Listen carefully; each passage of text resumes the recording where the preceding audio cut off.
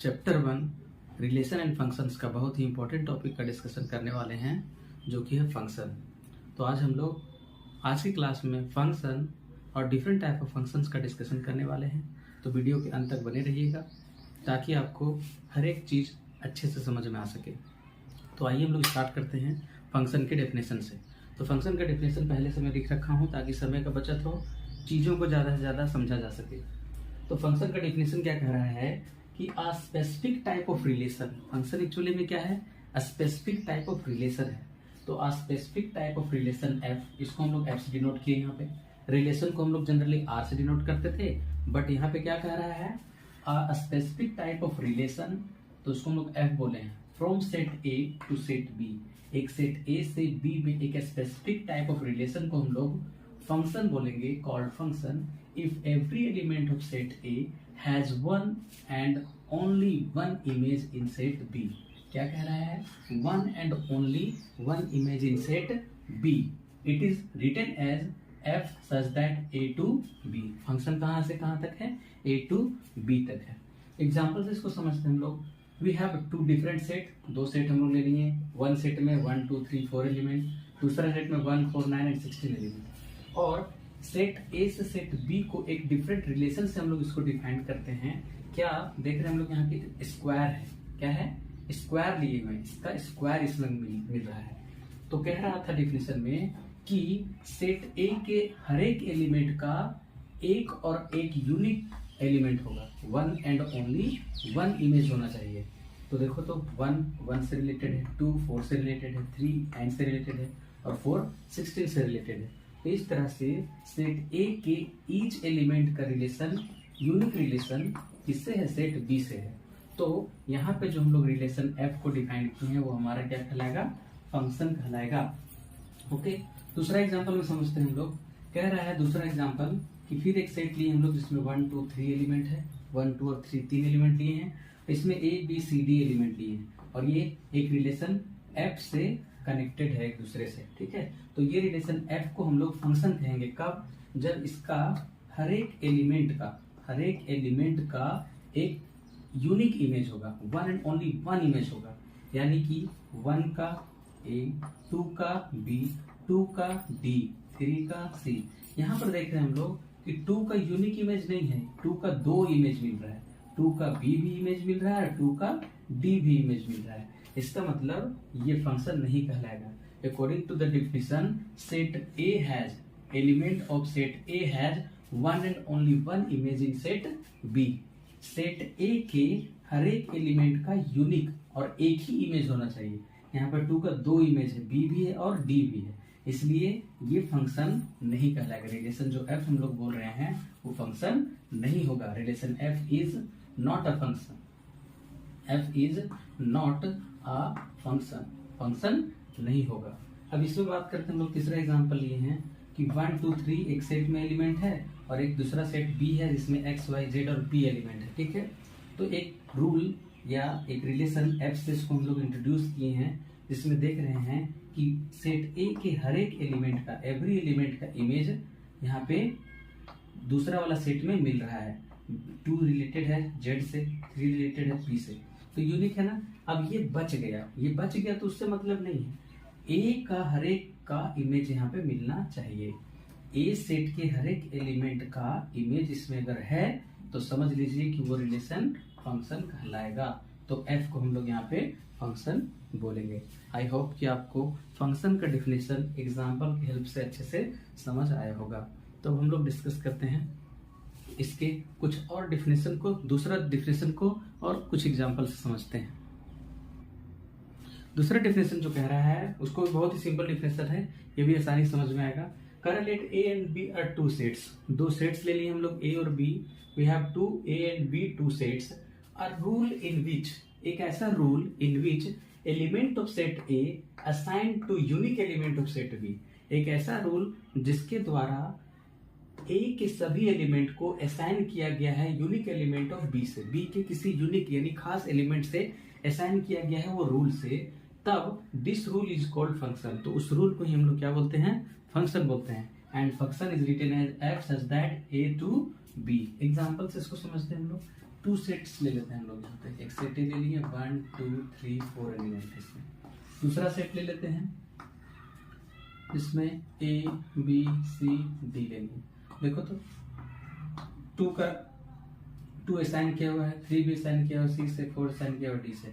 तो each element function जो है यहाँ पे एक रूल जो है वो रूल से, सपोज करो ये एफ है यहाँ पे, each element of set A is related to unique element in B. B के यूनिक एलिमेंट से रिलेटेड है।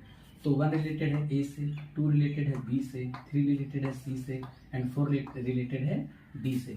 तो here we can say that it is a function, it is a function। ये क्या है? फंक्शन है। तो हम लोग बहुत ही इजीली बता सकते हैं फंक्शन है या नहीं। दूसरा एग्जांपल लेते हैं हम लोग, एक एलिमेंट ले लिए 1 2 3 और एक दूसरा फंक्शन ले लिए जिसमें ए एंड बी है। एक सेट ए एक सेट बी लिए, ए में 1 2 3 एलिमेंट, इसमें 2 एलिमेंट। 1 का रिलेशन है ए से, 2 का रिलेशन है। तो अगर पूछा जाए इसमें कि बताइए क्या ये फंक्शन जो डिफाइंड है from set A to set B क्या फंक्शन है, तो बोलेंगे no. Here there is no any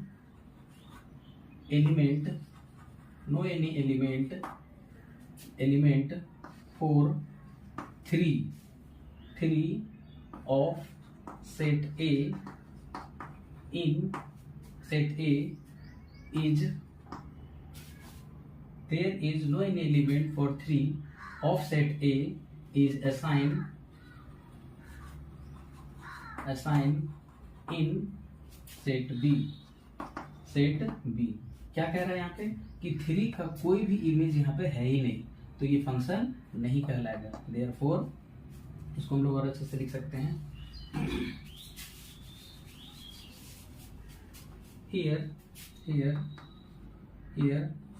element 3 of set A has no any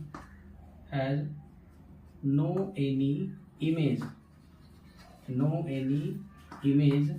in set P, therefore it is not a function। ये function नहीं होगा। तो इस तरीके से हम लोग ये डेफिनेशन को भी समझ गए और फंक्शन को जाना। अब आइए हम लोग डिफरेंट टाइप्स ऑफ फंक्शंस के बारे में जानते हैं। डिफरेंट टाइप्स ऑफ फंक्शन से पहले हम लोग जान लेते हैं कि डोमेन, रेंज और को डोमेन फंक्शन में कैसे हम लोग फाइंड करते हैं। ठीक है, रिलेशन भी हम लोग पढ़े थे, डोमेन, को डोमेन और रेंज। ठीक है, तो आई होप कि रिलेशन को भी आप अच्छे से समझे होंगे। आइए फंक्शन का हम लोग जानते हैं कि डोमेन, रेंज और को डोमेन को हम लोग कैसे डिफाइन करते हैं और कैसे फाइंड करते हैं। तो सबसे पहला पॉइंट क्या है कि f is the function from a to b। अगर f कोई फंक्शन है from set a to set b, then the set of all element of set a, then the set a is called domain of f। Function का जो set a का जितना element होगा वो क्या कहलाएगा? डोमेन कहलाएगा। therefore we can say domain of f, ये जो फंक्शन है वो क्या हो जाएगा? डोमेन का सेट ऑफ ए का सेट पूरा, यानी 1 2 3, ये हमारा क्या हो जाएगा? डोमेन। को डोमेन का डेफिनेशन क्या कह रहा है? If f is a function from set a to b, then set b is called the codomain of f। Set b जो है वो क्या कहलाएगा? को डोमेन कहलाएगा। therefore we can say that codomain of f, यहाँ पे function जो f है उसका कोडोमेन क्या हो जाएगा? सेट b, यानी इसको हम लोग लिखते हैं 1 2 3 4 5 6 7 8 9 10, जितना भी एलिमेंट है सेट b में वो सब क्या कहलाएगा? फंक्शन का कोडोमेन कहलाएगा। अब रेंज को समझते हैं, रेंज इंपॉर्टेंट है। कह रहा था set of all those element, वो सभी एलिमेंट का सेट जो B के, all those element of B, set B के वे सारा element which are related with elements of A, जो A के साथ इसका रिलेशन है, रिलेटेड है, उसको हम लोग कहते हैं रेंज ऑफ f। सपोज ये फंक्शन f डिफाइंड है x स्क्वायर, यानी 1 का स्क्वायर करेंगे तो 1, 2 का स्क्वायर करेंगे तो 4, 3 का स्क्वायर करेंगे तो 9। बस इतने ही रिलेशन, जो रूल था उस रूल के अकॉर्डिंग इसका सभी एलिमेंट का एक यूनिक इमेज मिल रहा है यहाँ पे। है ना। तो ये यूनिक इमेज मिल रहा है, तो जो इमेज मिल रहा है उसका सेट क्या कहलाएगा, हमारा रेंज ऑफ एफ कहलाएगा। Therefore we can write range of function f कौन सा सेट हो जाएगा, वो सब का एलिमेंट जो रिलेटेड है इससे, सेट ए से जो रिलेटेड है बी में, तो 1 रिलेटेड है, 4 रिलेटेड है और 9, यानी 1 4 9 ये हमारा क्या हो जाएगा, रेंज हो जाएगा। तो इस तरीके से बहुत ही इजी वे में हम लोग डोमेन ऑफ फंक्शन, को डोमेन ऑफ फंक्शन और रेंज ऑफ फंक्शन को समझा। आई होप कि आपको समझ में आ गया होगा। तो हम लोग जानते हैं डिफरेंट टाइप्स ऑफ फंक्शंस के बारे में। आइए जानते हैं हम लोग डिफरेंट टाइप ऑफ फंक्शंस के बारे में। तो टाइप्स ऑफ फंक्शन में हम लोग इन क्लास 11 में ये डिफरेंट टाइप्स ऑफ फंक्शंस को पढ़ चुका है ना। इसको क्लास 12 में रिपीट नहीं करना है। ये हमारा क्लास 11 का टाइप है। क्लास 11 जो क्लास 11 में नहीं पढ़े होंगे, 11 क्लास का वीडियो में मैंने इस सारा को एक्सप्लेन किया है। आप 11 क्लास के वीडियो का प्ले लिस्ट में जाकर के इसको देख सकते हैं और समझ सकते हैं। तो कौन कौन सा टाइप था, आइडेंटिटी फंक्शन था, कांस्टेंट फंक्शन के बारे में पढ़ा, polynomial function, rational function, modulus function, signum function, greatest integer function, real function and real value function. इन सभी के बारे में हम लोगों ने इसका डिस्कशन क्लास 11 में करा है और बहुत अच्छे से करा है। तो आई होप कि आप लोग इसको अच्छे से समझ चुके होंगे। दोबारा इसको क्लास 12 में रिपीट नहीं करना है। तो क्लास 12 में किस टाइप का फंक्शंस को पढ़ना है हम लोगों को, और क्लास 12 में जो है हम लोगों को ये 4 और 5 डिफरेंट टाइप्स ऑफ फंक्शंस के बारे में डिस्कशन करना है। और क्या है, 1-1 फंक्शन जिसको हम लोग इंजेक्टिव फंक्शन भी कहते हैं। दूसरा है मेनी वन फंक्शन, जो फंक्शन 1-1 फंक्शन नहीं होगा वो मेनी वन फंक्शन होगा। फिर पढ़ेंगे हम लोग ऑन टू फंक्शन के बारे में, जिसको हम लोग सर्जेक्टिव फंक्शन भी बोलते हैं, सर्जेक्टिव फंक्शन। और इनटू फंक्शन, जो ऑन टू फंक्शन नहीं होगा उसको इनटू फंक्शन बोलेंगे। और एक बहुत ही इंपॉर्टेंट कंपोजिट फंक्शंस के बारे में पढ़ेंगे। बस in class 12 chapter 1 relation and functions में डिफरेंट टाइप ऑफ फंक्शन में सिर्फ ये 5 टाइप के फंक्शंस का हम लोग डिस्कशन करेंगे। तो आइए स्टार्ट करते हैं हम लोग एक एक करके, जो हमारे लिए इम्पोर्टेंट है। इसको आप 11 क्लास का वीडियो में देख के समझ सकते हैं। फर्स्ट टाइप ऑफ फंक्शन जो है हमारे क्लास 12 के लिए इम्पोर्टेंट, वो है 1-1 फंक्शन। तो 1-1 फंक्शन किसको बोलेंगे, 1-1 फंक्शन कहता है a function f from set A to set B is said to be a 1-1 function. उसको हम लोग 1-1 फंक्शन कहेंगे if every element in set A has unique and distinct image in B, has unique and distinct image in set B। समझ में आया, नहीं समझ में आया, फिर से इसको समझिए। कह रहा एक function from set A to B को हम लोग क्या बोलेंगे, 1-1 फंक्शन कहेंगे अगर every element of set A has unique and distinct, repeat कर रहा हूं मैं, यूनिक एंड डिस्टिंक्ट इमेज होगा इन सेट B। सेट B में यूनिक और डिस्टिंक्ट इमेज होगा, तब उस फंक्शन को हम लोग क्या बोल देंगे, 1-1 फंक्शन बोलेंगे। एग्जाम्पल से समझते हैं इसको हम लोग।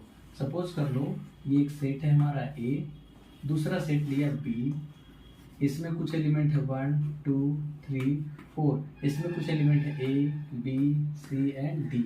1 रिलेटेड है B से, 2 रिलेटेड है A से, 3 रिलेटेड है D से, 4 रिलेटेड है C से। देखो तो इसमें क्या कह रहा है, जो डेफिनेशन कर रहा था उसके अकॉर्डिंग ये फुलफिल कर रहा है क्राइटेरिया कि नहीं। कह रहा है कि function from set A to B, एक फंक्शन सेट A से B का हम लोग 1-1 फंक्शन बोलेंगे। उसको 1-1 फंक्शन बोलेंगे कब, जब एवरी एलिमेंट ऑफ A का एवरी एलिमेंट यानी 1 का 2 3 4 का every element has unique and distinct image. Unique होना चाहिए, एक और केवल एक इमेज होना चाहिए। जैसे 1 का यूनिक इमेज है B, 2 का यूनिक इमेज A, 3 का D, 4 का C। Therefore it is 1-1 function. सही है, नो डाउट। अब हम लोग समझते हैं इसका ये डेफिनेशन को। मैथमेटिकली हम लोग इसको ऐसे बोल सकते हैं कि for x1 x2 belongs to set A, if fx1 is equal to fx2 is fx1 is equal to fx2, that means x1 और x2 इक्वल होगा तब जाकर के हम लोग f को 1 1 फंक्शन कहेंगे। इसको भी हम लोग समझते हैं एक डायग्राम से। एक सेट A है हमारा, एक सेट यहाँ पे B है, ठीक है। इसमें x1 है और x2 है। फंक्शन f से इसको हम लोग रिलेट किए हैं। तो f(x1) यानी x1 का इमेज और x2 का इमेज दोनों सेम है। दोनों का इमेज क्या आ रहा है? सेम आ रहा है, ठीक है। f(x1) का जो आ रहा है इमेज और f(2) का जो इमेज आ रहा है, दोनों अगर सेम है, सपोज कर लो यहाँ पे हम लोग x ले लेते हैं और ये कर लेते हैं y, ये कर लेते हैं y, ठीक है। तो f(x1) इसका इमेज x, इसका इमेज y है, तो दोनों का डिफरेंट इमेज है, तो ये 1 1 फंक्शन तो हो गया। बट f(x1) बराबर f(x2) दोनों का जो इमेज है सेम आ गया, दोनों का इमेज सेम आ गया, यानी x और x ही आया दोनों का इमेज अगर x ही आया है, इसका मतलब ये हमको कहना पड़ेगा कि x1 बराबर x2, ये दोनों सेम ही है, जिसका इमेज सेम मिल रहा है, तब जाकर के ये 1 1 फंक्शन होगा। थोड़ा सा ये घुमा हुआ है लेकिन बहुत ही सिंपल है। ये भी कह रहा है कि x1 का जो इमेज है और x2 का जो इमेज है, ठीक है, दोनों अगर सेम आ गया, दोनों अगर सेम मिल रहा है, x1 का इमेज और x2 का इमेज अगर सेम मिल रहा है, ठीक है, तो ये सेम तभी होगा जब दोनों इक्वल हो जाएगा, ठीक है। इसको हम लोग इस तरह से भी समझ सकते हैं। इसको हम लोग यहाँ पर एक ही एलिमेंट ले लेते हैं, ठीक है। एक ही एलिमेंट ले लेंगे तो ज़्यादा क्लियर हमको समझ में आएगा, ठीक है। सपोज करो यहाँ पे x है और ये y है, तो x1 का जो फंक्शन लिए हैं वो x आ रहा है और x2 का भी x ही आ रहा है। हियर फंक्शन f(x1) पे जो लिए हैं वो x मिल रहा है, फंक्शन x2 जो लिए हैं वो भी x मिल रहा है। तो ऐसा सिचुएशन कब होगा, ठीक है। क्या कह रहा था डेफिनेशन में कि x1 x2 अगर सेट A में है और इफ f(x1) इसका इमेज f(x2) दोनों का इमेज अगर सेम आ रहा है, तो हम लोग ये फंक्शन को 1 1 फंक्शन कहेंगे। कब? जब ये x1 और x2 बराबर होगा। तो f(x1) का इमेज x आया है, f(x2) का भी इमेज x आया है, और ये सिचुएशन तभी होगा जब if x1 is equal to x2, ये दोनों डिफरेंट नहीं होगा, सेम ही होगा, तब इस तरह के फंक्शन को हम लोग 1 1 फंक्शन कहेंगे। लेकिन कंफ्यूज नहीं होना है, ये थोड़ा सा कंफ्यूजिंग है लेकिन कंफ्यूज नहीं होना है। सिर्फ याद रखना क्या कि जो फंक्शन होगा, जो फंक्शन डिफाइन करेंगे हम लोग सेट A से B में, तो उसको हम लोग 1 1 फंक्शन बोलेंगे जब हर एक एलिमेंट सेट A का यूनिक और डिस्टिंक्ट इमेज मिलेगा किसमें? सेट B में, तो उसको हम लोग क्या बोल देंगे? 1 1 फंक्शन बोल देंगे। अंडरस्टूड? आइए अब जानते हैं हम लोग। अच्छा हाँ, इसको हम लोग और क्या बोलते हैं? Injective function. 1 1 function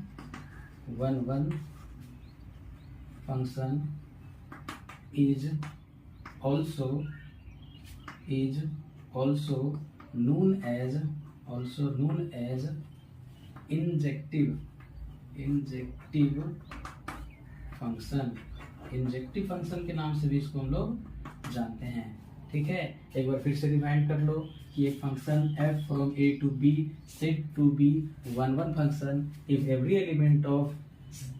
element in set A has unique and distinct image in set B, तब उसको हम लोग क्या बोलेंगे?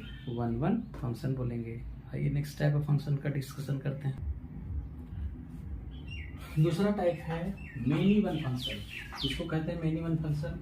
कह रहा है a function f from set A to B is said to be many one function if two or more than two elements in set A have the same image in set B। कह रहा है कोई function from set A से B को, कोई function जो from set A से B defined है, उसको हम लोग मेनी वन फंक्शन कहेंगे इफ टू और more than two element in set A have the same image in B, यानी A से B में सेम इमेज मिलेगा एक से ज्यादा एलिमेंट का। एग्जांपल से समझते हैं हम लोग। एक सेट हम लोग ले लिए हैं यहाँ पे A और B। एक सेट A है, एक B है, जो फंक्शन f से डिफाइंड है। 1 2 3 4 है यहाँ पे, और यहाँ पे ले लेते हैं A B C D, ठीक है।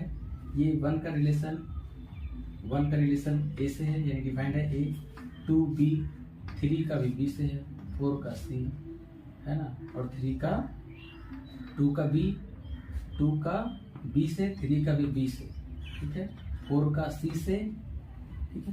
तो यहाँ हम लोग क्या देख रहे हैं कि दो एलिमेंट, यहाँ पे क्या कह रहा था 2 और मोर देन 2 एलिमेंट्स, तो यहाँ पे 2 एलिमेंट हमारे पास मिल रहा है 2 and 3 have the same image. कौन सा सेम इमेज है?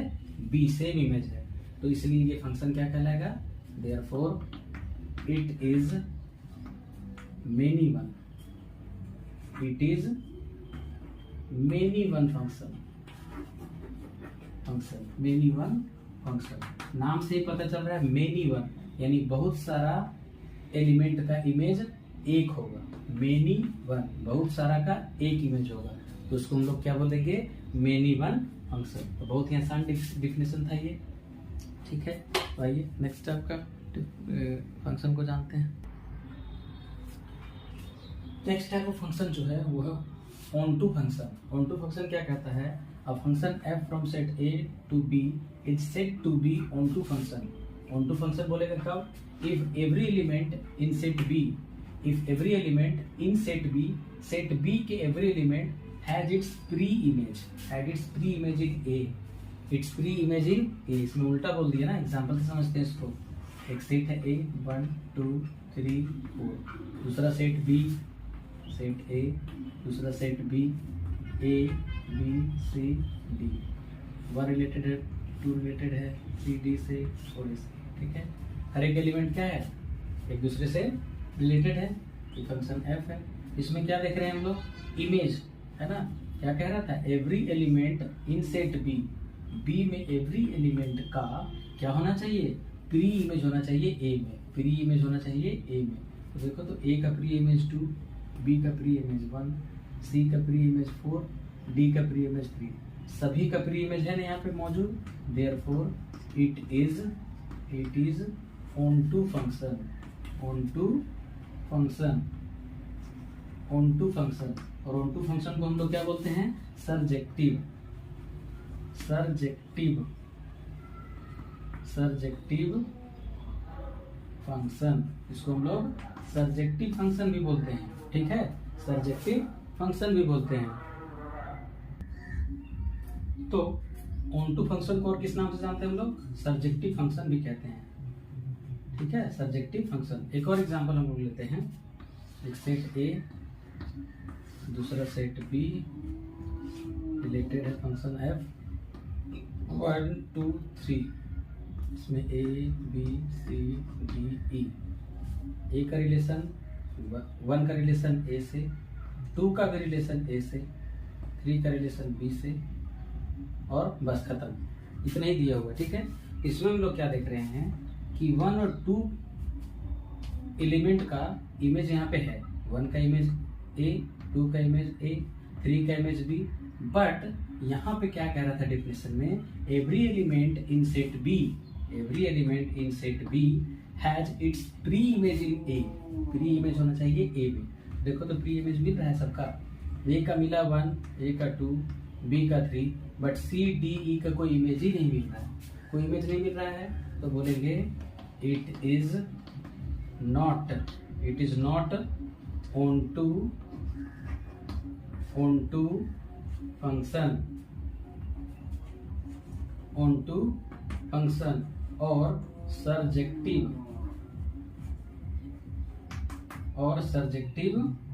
फंक्शन, है ना। ये ऑन टू फंक्शन या सर्जेक्टिव फंक्शन नहीं कहलाएगा, ओके, ठीक है। अब इसको समझते हैं, इसमें क्या कह रहा था? ये जो मैथमेटिकली रिप्रेजेंट किया है कि for each y belongs to b, for each y belongs to b, y जो बिलोंग कर रहा है b में, there exist an element x in a, उसके लिए एक एलिमेंट x एग्जिस्ट होना चाहिए a में, सच दैट fx बराबर y आना चाहिए, सो दैट कि fx यानी function of x is equal to y मिलना चाहिए, यानी y का प्री इमेज a में होना चाहिए। इसी बात को वो मैथमेटिकली इस तरह से कह रहा है, और ये तभी संभव है, this happens when range of f is b, range of f का जो रेंज हो जाएगा वो क्या मिल जाएगा? पूरा सेट मिल जाएगा, पूरा सेट मिलेगा, तभी ये पॉसिबल है। ऑन टू फंक्शन के लिए रेंज निकालोगे ना तो पूरा सेट बी मिलेगा। जैसे देखो यहाँ पे इसका रेंज निकालोगे तो क्या मिल जाएगा, यहाँ पे इसमें रेंज ऑफ एफ क्या होगा, range of f set B होगा। देखो तो ए बी सी डी पूरा सेट मिला ना। अगर रेंज ऑफ फंक्शन पूरा सेट बी मिल रहा है तो समझ जाना कि वो ऑन टू फंक्शन होगा, जिसको हम लोग सर्जेक्टिव फंक्शन भी कहते हैं। Very short and simple. Okay, next fourth one type जो है इनटू फंक्शन। ये क्या कह रहा है, एक function f from set a to b is said to be into function if range of f is set b। Range of f क्या होना चाहिए, सेट b मिल जाना चाहिए, तब जाकर के वो क्या कहलाएगा, इनटू फंक्शन कहलाएगा। एग्जांपल ले लेते हैं हम लोग। एक सेट ले लिए a, दूसरा सेट लिए b, इसमें 1 2 3 4 है, इसमें a b c d e f इतना एलिमेंट है। ठीक है, इसमें 1 का रिलेशन a से है, 2 का b से, 3 का c से, 4 का d से। ठीक है, बट फंक्शन डिफाइंड है f। इसमें क्या देख रहे हैं हम लोग कि ये कौन सा फंक्शन होगा, ये एवरी एलिमेंट का इमेज यहाँ पे मौजूद है। ठीक है, ठीक है था। तो इसमें क्या कह रहा है, ये ऑन टू नहीं होगा। Onto function it is not onto function. ये ऑन टू फंक्शन नहीं है ना, तो ऑन टू फंक्शन नहीं है तो ये इनटू फंक्शन है। Therefore it is into function. Into function ये क्या है, इनटू फंक्शन होगा। कैसे, क्या कह रहा था इनटू फंक्शन के लिए कंडीशन कि रेंज ऑफ एफ निकालो, रेंज ऑफ एफ निकालिए। Range of F, F range क्या निकलेगा, देख लो यहाँ पे ए बी, जो प्री इमेज जो मिल रहा है, एवरी एलिमेंट का जो इमेज है वो रेंज कहलाता है। A B C D, A B C D, ये हो गया तुम्हारा क्या, रेंज। अब क्या कह रहा है, सेट बी। सेट बी क्या है, A B C D E F है। ठीक है, एफ है, ये सेट बी हो गया। Therefore, here range of f यानी all element of range of f include in set B, A B C D है। इसका मतलब ये इसका क्या हो गया, subset. Therefore, range of f is a subset of set B। range of f set हो जाएगा, एफ बी का सबसेट हो जाएगा, तो बोल देना ये क्या है, इनटू फंक्शन है। ठीक है, अगर ऑन टू नहीं है तो इनटू होगा। ठीक है, 1 1 नहीं है तो मेनी 1 होगा। ओके, तो इस तरीके से हम लोगों ने 4 टाइप ऑफ फंक्शंस को कंप्लीट किया। और लास्ट वन फंक्शन है कंपोजिट फंक्शन। आइए उसका भी डिस्कशन करते हैं। आइए समझते हैं कंपोजिट फंक्शन को। कंपोजिट फंक्शन क्या होता है, कंपोजिट फंक्शन का डेफिनेशन है कि लेट एफ एक फंक्शन है from set A to B और दूसरा एक जी फंक्शन है from set B to C. ठीक है, एक फंक्शन है from set A to B, दूसरा फंक्शन है बी टू सी जी। ठीक है, the composition of F with G is, function composition जो लेंगे हम लोग एफ का जी के साथ, is a function from A to C. तो फंक्शन जो मिलेगा हमारा A to C is defined by G O F with X. G O F यानी function of F with G, function of F with G, function of G with F यानी X. इसको कैसे लिखेंगे, G of F X and is denoted by G O F. इसी को हम लोग बोलते हैं कंपोजिट फंक्शन। जैसे कि एक हम लोग सेट ले लिए ए जिसमें एलिमेंट है एक्स, दूसरा सेट बी जो क्या है, फंक्शन है किसका, एफ का यानी एफ एक्स, और तीसरा सेट लिए सी तो वो किसका फंक्शन हो जाएगा, एफ एक्स का, यानी ये हो जाएगा जी एफ एक्स। तो इसी को हम लोग बोलते हैं from set A to C G O F, इसी को बोला जाता है composite function G O F from set A to C. G O F ये कंपोजिट फंक्शन, देयरफॉर कंपोजिट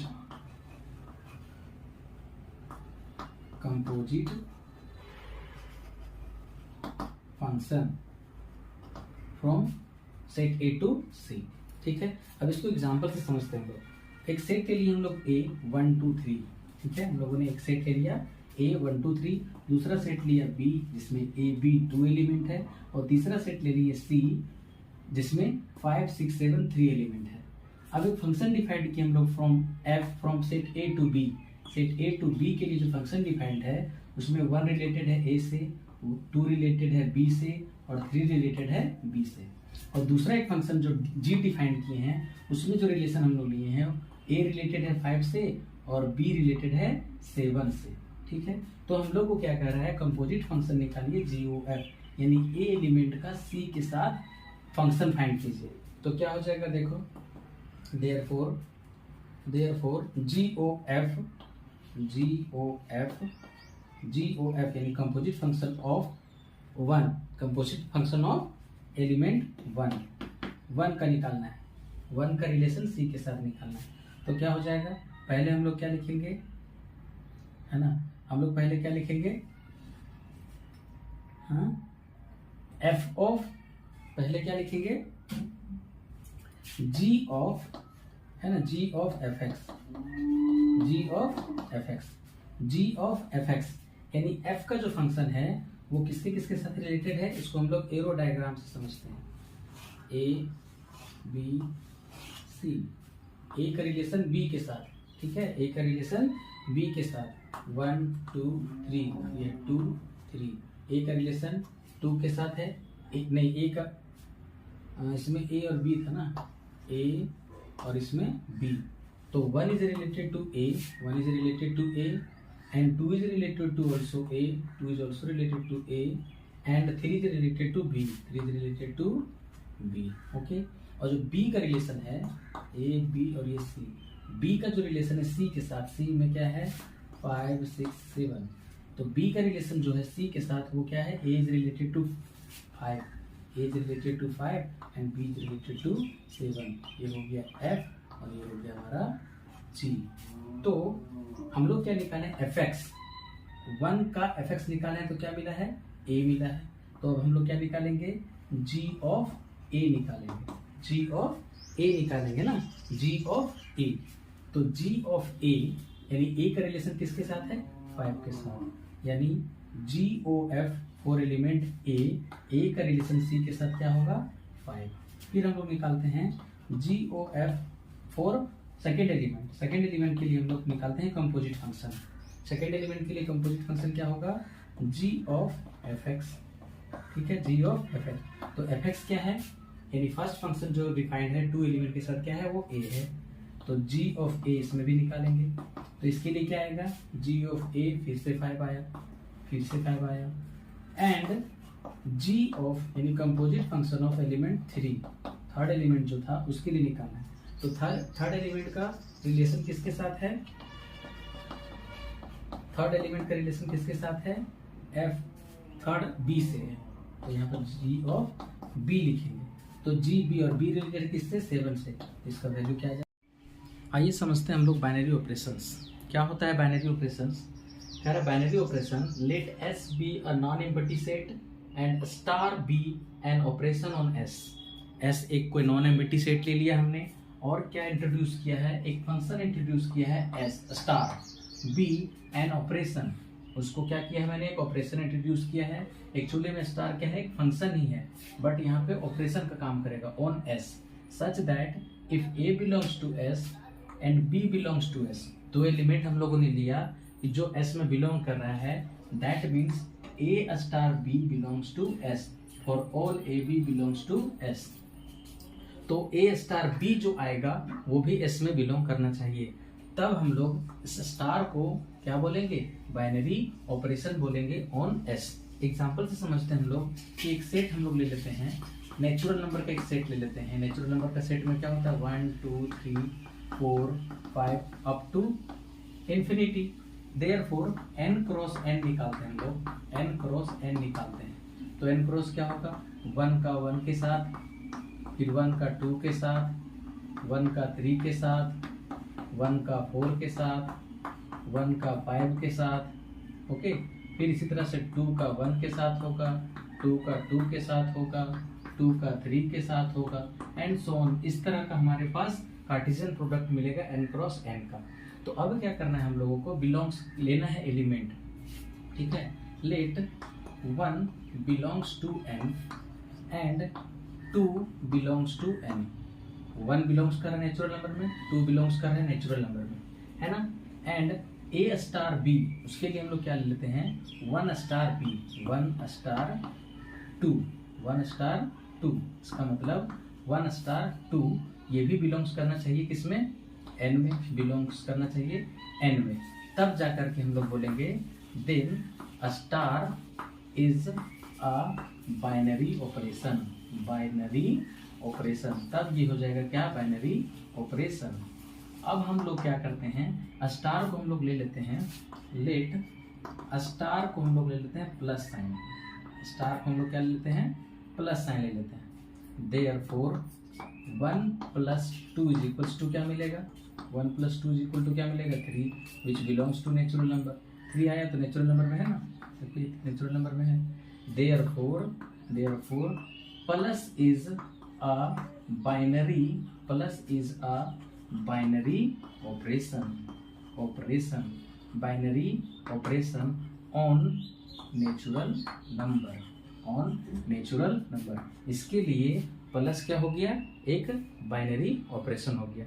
तो इस तरीके से हम लोगों ने बाइनरी ऑपरेशन का डिफिनेशन को समझा। एक और ले लेते हैं हम लोग, लेट स्टार को इंट्रोड्यूस कर देते हैं हम लोग मल्टीप्लाई से, ठीक है। देयरफॉर क्या होना चाहिए, रूल क्या है, 1 स्टार, देखो रूल क्या है, a star b belongs to s। तो यहाँ पे 1 को मल्टीप्लाई किए ना, तो 1 इंटू करो 2 से, तो क्या आएगा, 2 1 2 बिलोंग्स टू नेचुरल नंबर, सही है ना, 2 बिलोंग्स कर रहा है नेचुरल नंबर में। Therefore we can say that multiply is a binary operation on natural number. इस तरह से हम लोग ये कह सकते हैं। एक और एग्जांपल ले लेते हैं हम लोग कि लेट ये जो स्टार है उसको हम लोग इंट्रोड्यूस कर देते हैं किससे, माइनस साइन से। देयरफॉर 1 माइनस 2 करेंगे तो क्या है, -1 which does not belongs to natural number. Natural number में -1 है क्या कहीं पे, नहीं होता है। Therefore minus operation, this minus is not a binary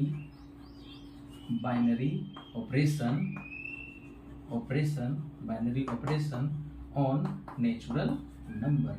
तो ये बहुत ही आसान था बाइनरी ऑपरेशन को समझना। अब हम लोग देखते हैं इसका properties of binary operation. 3 properties इसको समझ लेते हैं हम लोग। क्लोजर प्रॉपर्टी, सबसे पहला जो है क्लोजर प्रॉपर्टी है। वैसे भी हम लोग जानते हैं क्लोजर प्रॉपर्टी होता क्या है, किसी टू इंटीजर को हम लोग ऐड करेंगे तो इंटीजर ही मिलेगा, 2 इंटीजर को सब्ट्रैक्ट करेंगे तो इंटीजर ही मिलेगा, 2 इंटीजर को मल्टीप्लाई करेंगे तब भी इंटीजर मिलेगा, 2 इंटीजर को डिवाइड करेंगे तब भी इंटीजर ही मिलता है।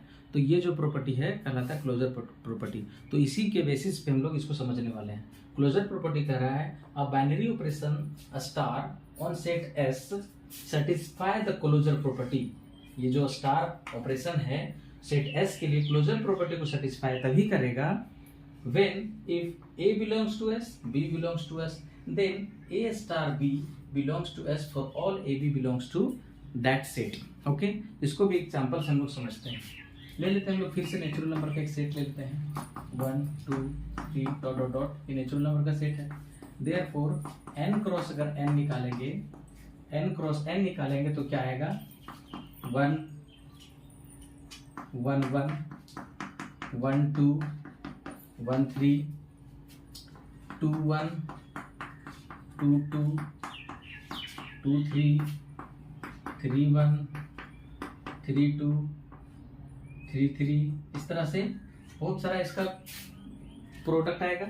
देयरफॉर लेट कर लेते हैं हम लोग, लेट ए के जगह पर हम लोग कुछ नंबर ले लेते हैं, 2 belongs to natural number n, 3 belongs to natural number, which implies 2 star 3 belongs करना चाहिए नेचुरल नंबर को, ठीक है।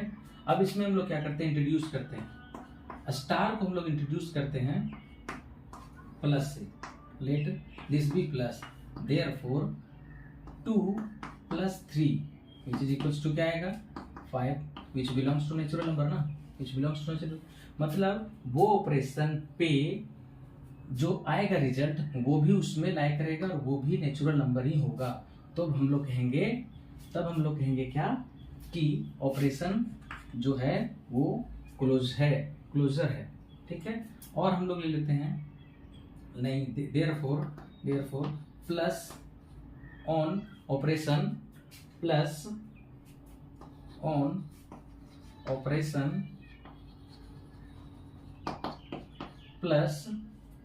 The set n is closure. Operation जो प्लस ऑपरेशन लिए थे हम लोग, ये ऑपरेशन पे जो सेट n था, n का जो नेचुरल नंबर का सेट है वो क्या आ रहा है, क्लोजर आ रहा है। ओके, नेक्स्ट प्रॉपर्टी को देखते हैं। नेक्स्ट प्रॉपर्टी जो है कम्यूटेटिव प्रॉपर्टी। अब दिख नहीं रहा होगा आप लोग को, थोड़ा मैनेज कर लीजिएगा। कम्यूटेटिव प्रॉपर्टी एक्सप्लेन कर रहे हैं हम लोग। Operation star on set S is said to be commutative. वो कम्यूटेटिव कब होगा, if a star b is equal to b star a for all a b belongs to set s। Okay, example से हम लोग समझते हैं इसको, ज्यादा बेहतर तरीके से समझ में आएगा एग्जाम्पल से। Let n is the set of natural number 1 2 3 4 ... ठीक है। एंड ले लेते हैं इसमें से हम लोग 3 belongs to natural number and 5 belongs to natural number. Therefore 3 star 5 is equals to 5 star 3 for all 3 5 belongs to S. ये क्या आना चाहिए, सही आना चाहिए, तब जाकर के बोलेंगे हम लोग। अब क्या करते हैं हम लोग, लेट कर लेते हैं, स्टार की जगह पे हम लोग क्या लेते हैं, एक ऑपरेशन ले लेते हैं प्लस का। Therefore 3 + 5 is equals to 8 and 5 + 3 is equals to 8। Therefore 3 + 5 is equals to 5 + 3 which is equals to 8। True आया ना, विच इज ट्रू, ये ट्रू है। Therefore we can say that therefore plus on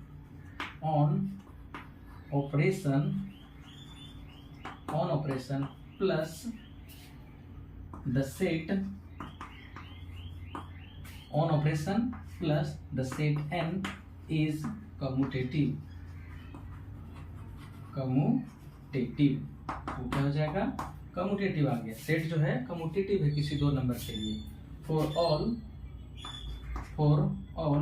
a, b belongs to natural number, दो number के लिए। तो इसमें क्या लिए थे हम लोग, 4 3 and 5 for all 3 5 belongs to natural number. Okay, अब हम लोग देखते हैं लास्ट जो है एसोसिएटिव प्रॉपर्टी। थर्ड है एसोसिएटिव प्रॉपर्टी, थर्ड नंबर है एसोसिएटिव प्रॉपर्टी। देखने में थोड़ा दिक्कत होगा बट आप सुन करके समझ जाइए कि यहाँ पे एसोसिएटिव लिखा हुआ है। Associative property for binary operation. तो operation star on set S is said to be associative if a star b star c is equal to a star b star c for all a b c belongs to set s। अब इसको भी example से हम लोग समझते हैं, example से ही समझते हैं इसको। Let n be the set of natural number ये लिया मैंने इसमें, ठीक है, नेचुरल नंबर लिया। अब इसमें क्या करते हैं, 3 एलिमेंट लेते हैं, 3 4 5 belongs to natural number. Therefore 3 + 4 3 star 4 star 5 is equals to 3 star 4 star 5 for all 3 4 5 belongs to natural number. ये जो रिजल्ट आएगा वो भी बिलोंग्स करेगा किसमें, नेचुरल नंबर में। देयरफॉर विच इम्प्लाइज, अब हम लोग क्या करते हैं, इंट्रोड्यूस कर देते हैं। लेट स्टार को हम लोग क्या कर दिए, मल्टीप्लाई ले लेते हैं इस बार। Therefore 3 × 4 × 5 is equals to 3 × 4 multiply 5, क्या आ जाएगा 3 4 जा 12 इंटू 5, यहाँ पर क्या आ जाएगा 3 इंटू 4 5 जा 20, ये क्या आ जाएगा 12 5 जा 60 और यहाँ पे हो जाएगा 23 जा 60, 23 जा 60, विच इज ट्रू, क्या आया, सही आया, which is true and 60 belongs to natural number, 60 कहाँ बिलोंग्स कर रहा है, नेचुरल नंबर में बिलोंग कर रहा है। Therefore we can say that on operation multiplication 3 into 4 on operation multiplication, the associative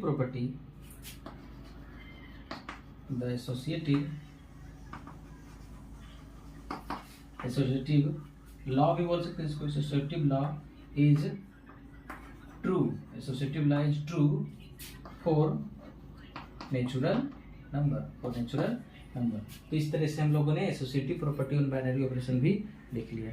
इस तरह से हमारा चैप्टर 2 का जितना भी कॉन्सेप्ट था, चैप्टर 1 रिलेशन एंड फंक्शंस का जितना भी कॉन्सेप्ट था वो क्लियर हुआ। आज नेक्स्ट क्लास में हम लोग इससे रिलेटेड एक्सरसाइज के क्वेश्चंस को सॉल्यूशन करेंगे, उसके कुछ क्वेश्चंस को सॉल्व करेंगे। तो thanks for watching, see you in the next video, bye bye.